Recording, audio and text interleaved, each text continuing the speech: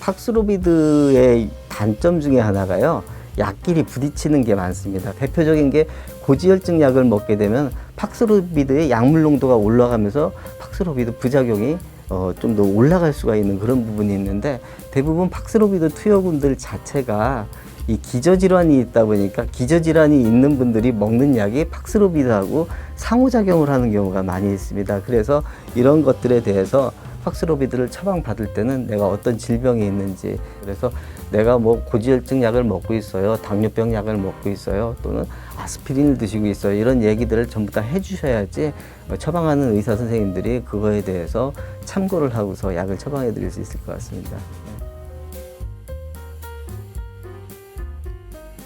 일단 재택치료 기간에 격리 지침은 반드시 준수해 줘야 되는 건 당연한 거겠죠. 그리고 일반적으로 이제 일반관리군 같은 경우에는 증상이 있을 경우에는 전화 처방 및 상담이 가능합니다. 그렇기 때문에 불편사항이 있으면 반드시 전화를 주셔서 상담을 받고, 그리고 전화 처방을 받으셔서 약을 투약을 하시면 되겠고요.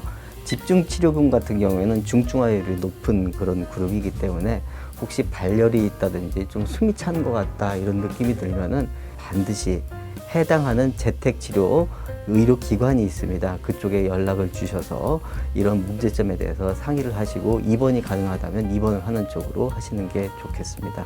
파이자사의 코로나19 먹는 치료제 팍스로비드 처방이 오늘 시작됐습니다.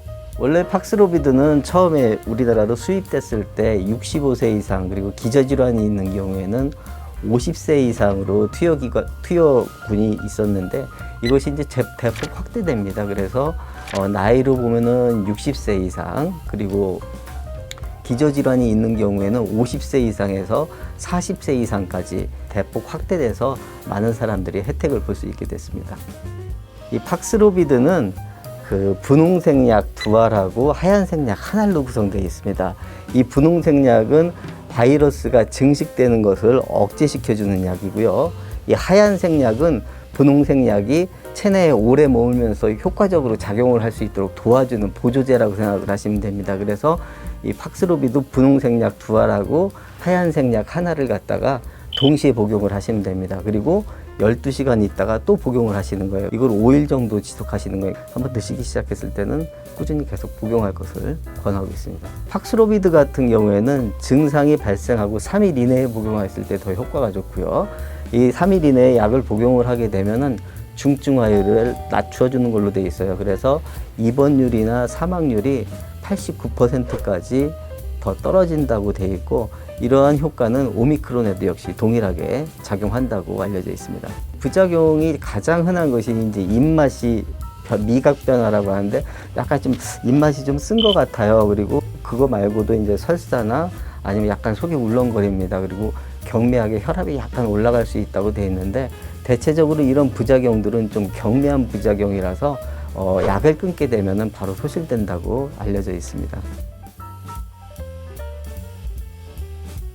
피라맥스 자체가 아직 이상에서 그 효과가 있다고 인정이 안 돼 있어요. 그래서 효과면에서 충분한 검증이 안 된 약이라는 거고, 이 약 자체가 간이나 신장 기능에 부담을 주는 약이다 보니까 간 기능이 중등적으로 좀 안 좋아져 있거나 신장 기능이 떨어져 있는 분들 같은 경우에는 간 기능, 신장 기능을 떨어뜨려 줄 수도 있는 작용이 있어요. 전문의들한테 반드시 상의를 받고서 이거 약을 드셔도 되는지를 확인을 해야 되는데, 이걸 코로나 치료를 위해서 먹는 거는 자제하시는 게 좋을 것 같습니다.